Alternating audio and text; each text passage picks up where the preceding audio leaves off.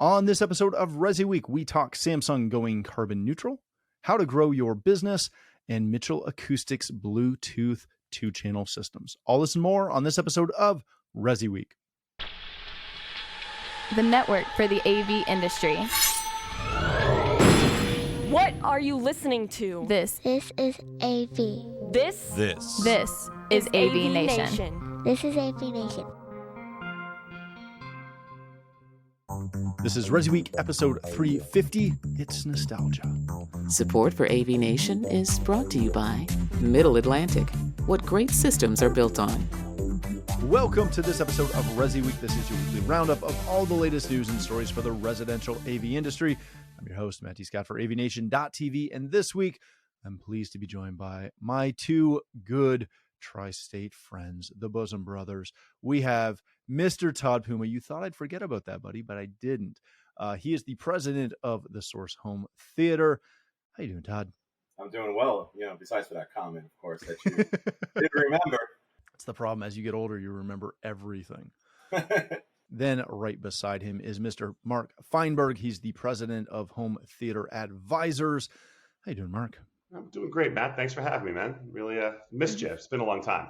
Well, that's because you've been gallivanting around Europe. Todd's been down in Nashville, massaging guitars. I went to CD. I didn't see you. I didn't go. I know. Canadians. All right, gentlemen. We're going to start it off with a quick just notation before we dig into the first story. From CE Pro, Samsung is committing to be 100% carbon neutral by 2050 at their worldwide business locations, et cetera, et cetera, et cetera.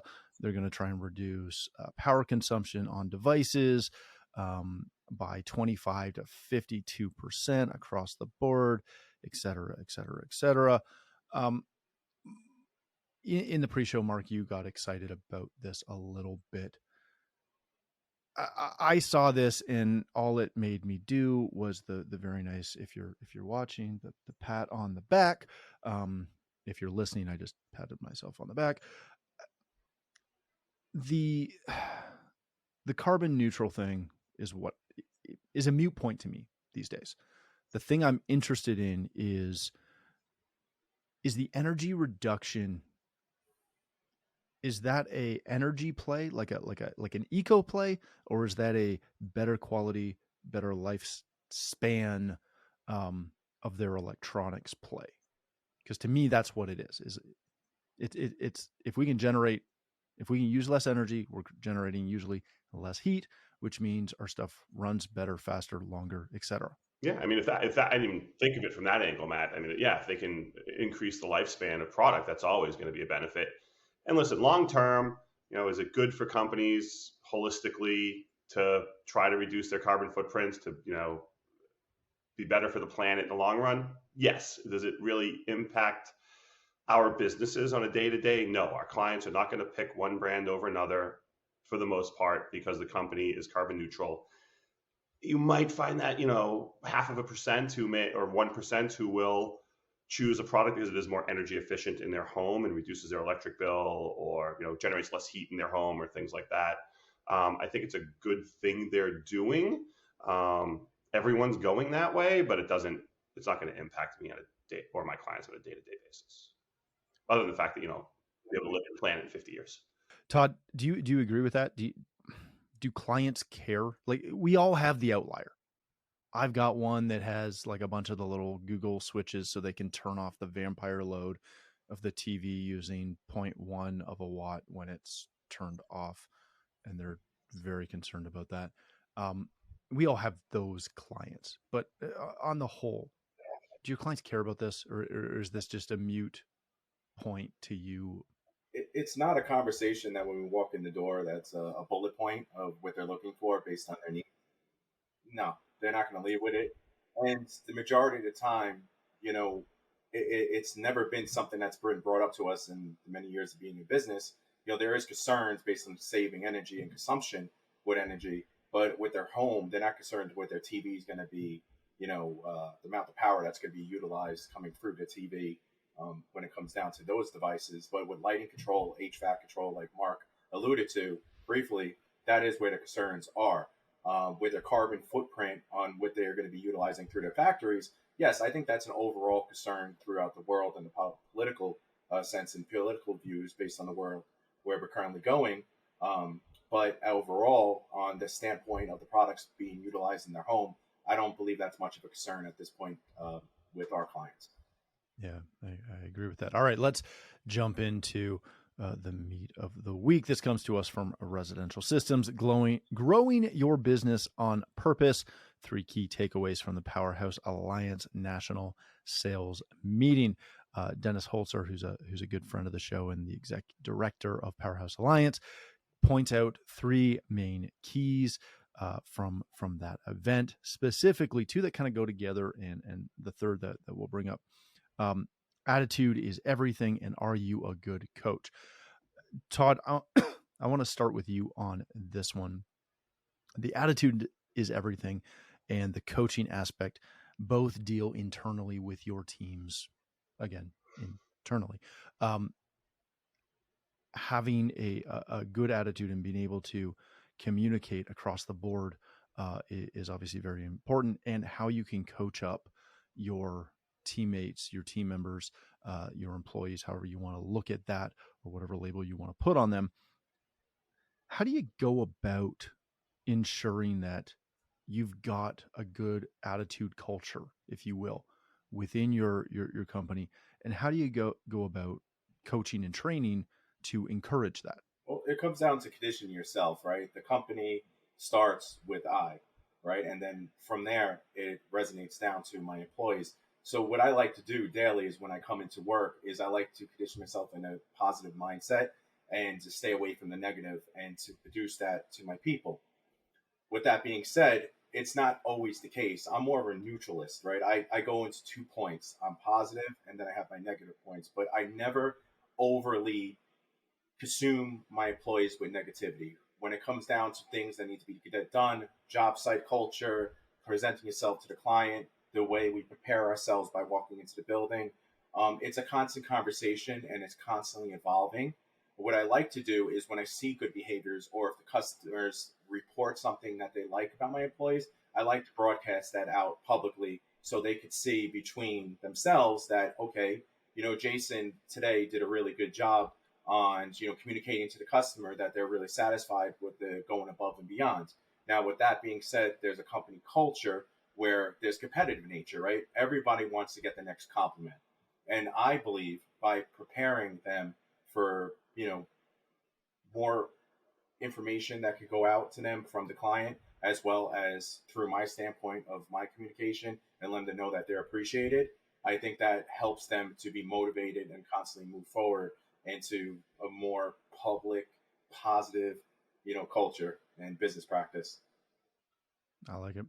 Mark, the third topic that Dennis mentions is ditching the diva, which typically comes down to the customers who eat your time and resources and continually cannot be satisfied. We've all got them. We've all dealt with them. Now, I will add to this a little bit internally that this can also happen within your company. You can have a sales person, or you can have somebody in the field who's can be a bit of a diva as well, and go down that vein. But how do you go about actually doing this?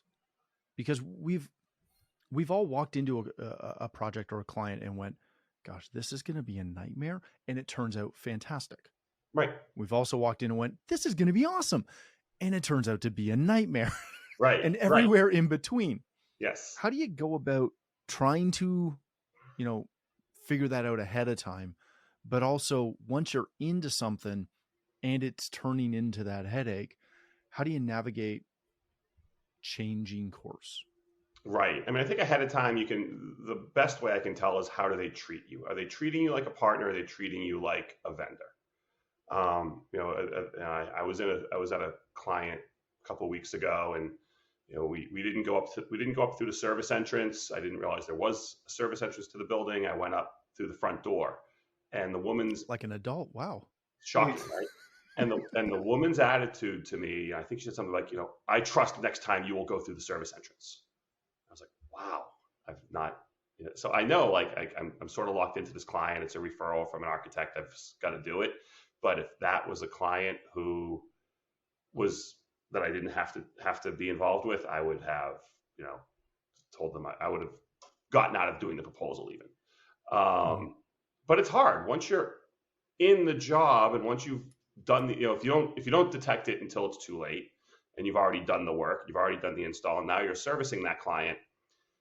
It's a little hard, to be honest, because you don't want those negative reviews. It's a little too easy for them to make you look bad by going after you on social media or review sites.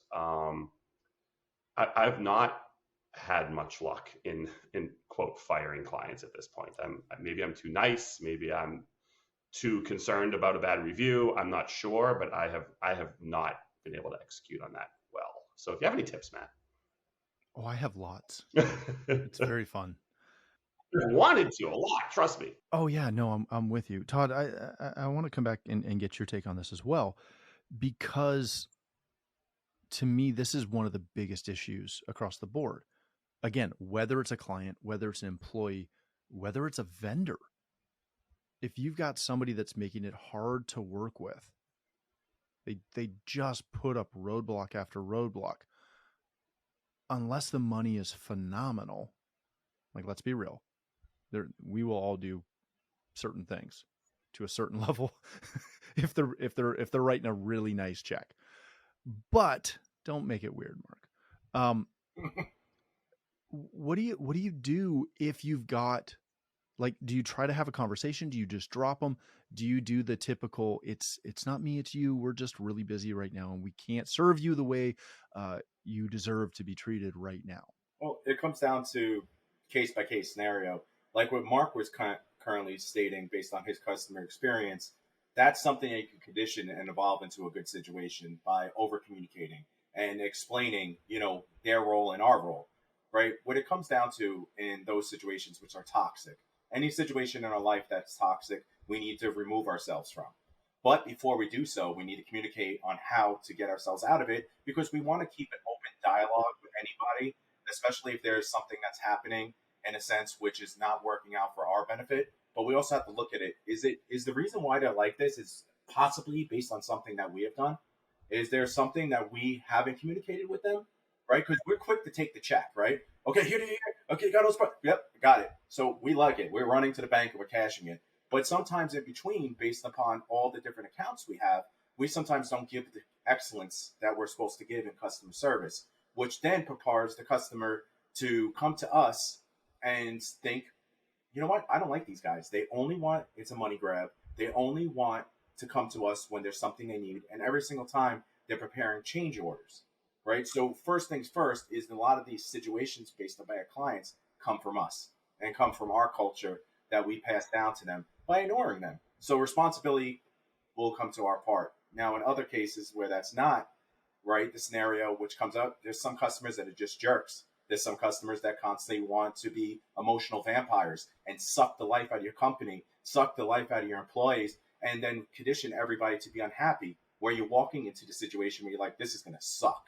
And every single time you come there, you have a knot in your stomach. And how do we do that? What do we do in those cases? We have to do the hard case. We have to terminate them.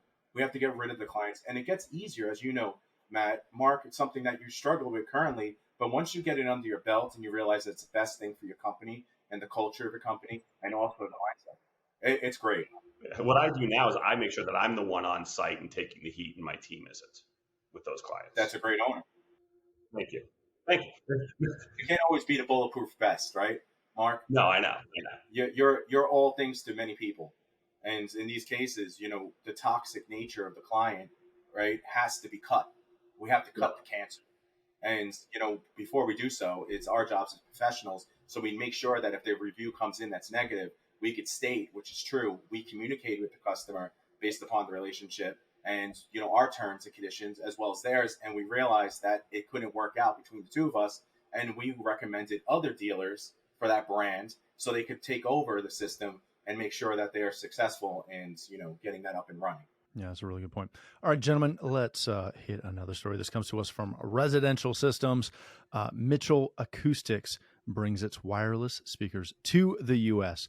Mitchell Acoustics is a well-known audio brand out of the U.K., but they are just breaking into the U.S. market with a mission to bring back stereo listening to people at an affordable price. They offer both wireless Bluetooth speakers and turntables, so you can have a quote unquote cable free, Wi-Fi free, network free solution to listening to music again, both directly from an app or from a Bluetooth turntable. Mark, let me start with you on this one. We're seeing an uptick, a little uptick in this right now. Wireless audio has always been something that's out there. Obviously, the big brands like Sonos kind of own that space a little bit, but there's tech from Wyza that has a wide variety of applications. This is the first one I've seen in a while that is specific to 2-channel, to stereo listening. Okay. Do you see this as a big opportunity to come in? I must say I love the Bluetooth turntable option, but at the same time, I think about my clientele and go, I don't know who's going to do this. You know, in our worlds, this strikes me as a strong consumer, direct to consumer product. I don't see it in our channel because we're not doing a whole lot of Bluetooth because we sell against Bluetooth. We don't want Bluetooth because you walk 20 feet away, the music cuts out, you get a phone call, it comes through your speakers. That's the exact experience we're trying to prevent our clients from having. We want them to have a seamless experience. We want to use a whole home audio system that is the separated from the phone. The phone is just a controller, not a source. So I think for the retail customer, for the direct consumer, this could be an interesting use case. I don't know, what the quality of those speakers are. They were relatively small. I'm not sure how, great those are going to be versus throwing, a Sonos port. And now it's a much more expensive scenario, but throwing like maybe a Blue Sound node onto, a great 2-channel amp with nice speakers. You're talking thousands of dollars there, not $1,000. But I just don't, I think it could be great for somebody who wants quick and easy 2-channel music. But frankly, the person who knows what 2-channel music is probably wants a higher quality than that. Let me push back on that a little bit, and we'll let Todd answer the pushback because that's entertaining and fun. We're seeing a massive uptick in vinyl, a continued uptick in vinyl. And now again, to your point, Mark, we very rarely get a request from one of our clients of like, hey, I want to add some 2-channel. Can you help me out? If it's not a decent or really, really nice system or tied into their existing system. The only thing I get is, can you add a turntable in for me? I am seeing that. Yeah. But there is a huge resurgence of vinyl and people loving it. But we're also seeing a huge push for that vinyl to be digital, which is the part that I just find hilarious myself.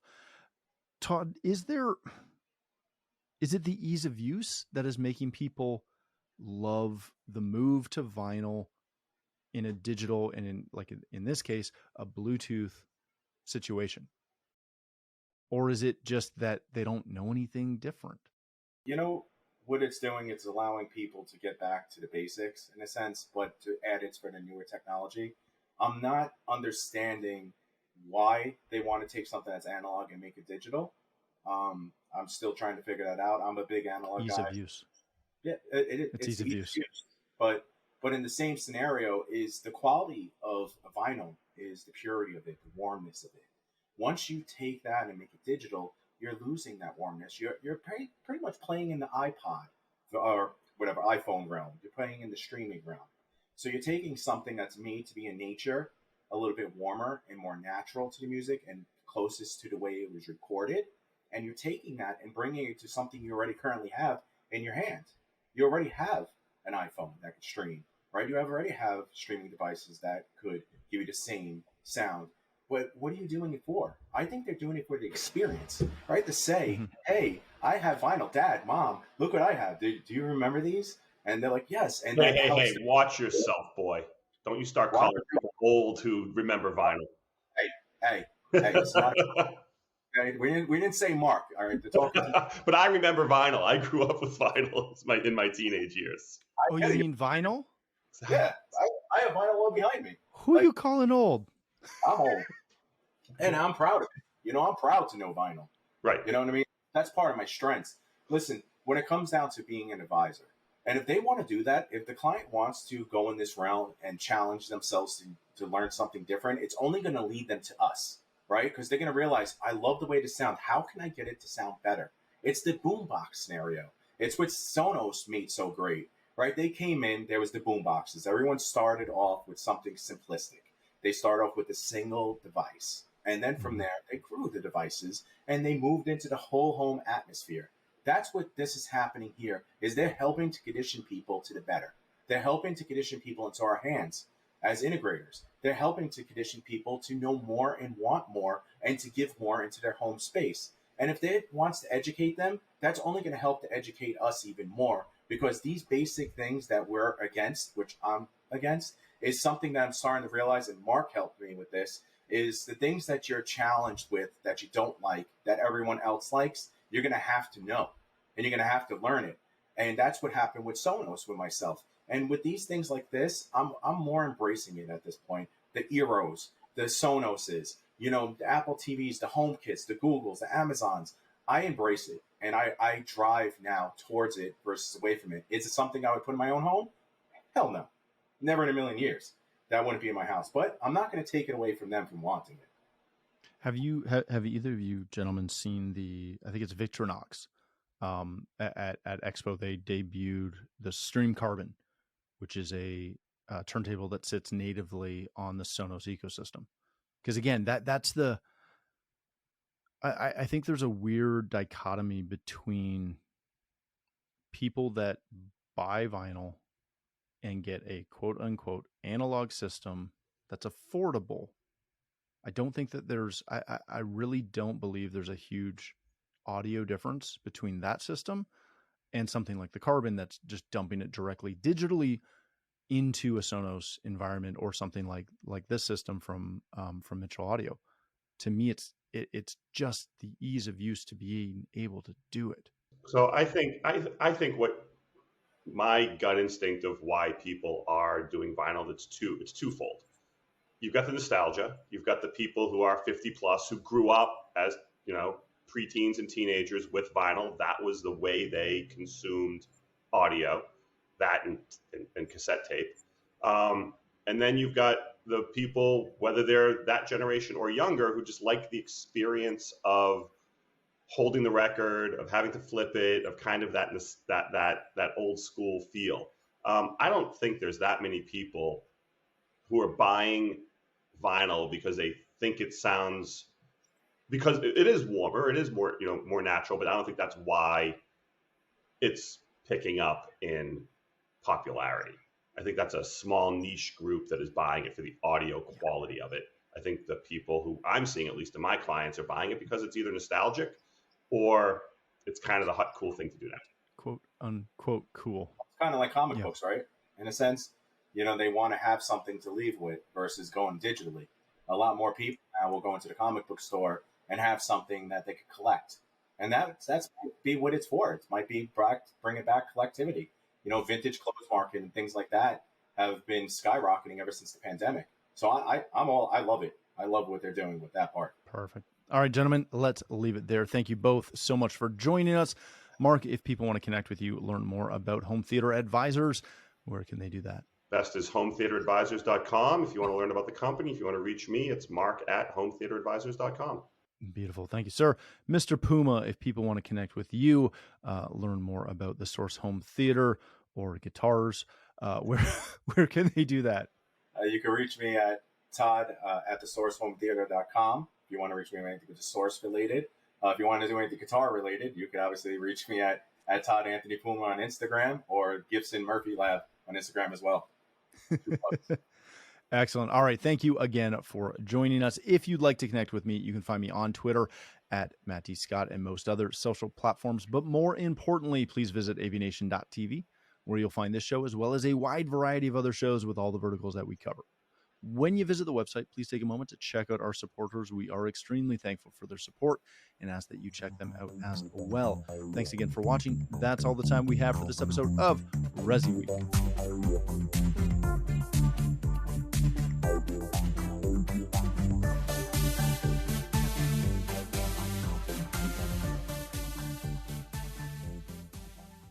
Kermit.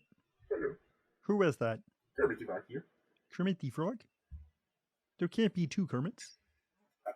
Okay. Are you the early Kermit or the late Kermit? I am the horny Kermit. Oh, you're definitely corny. All right. 3. Someone's going to make something out of that. That's unfortunate.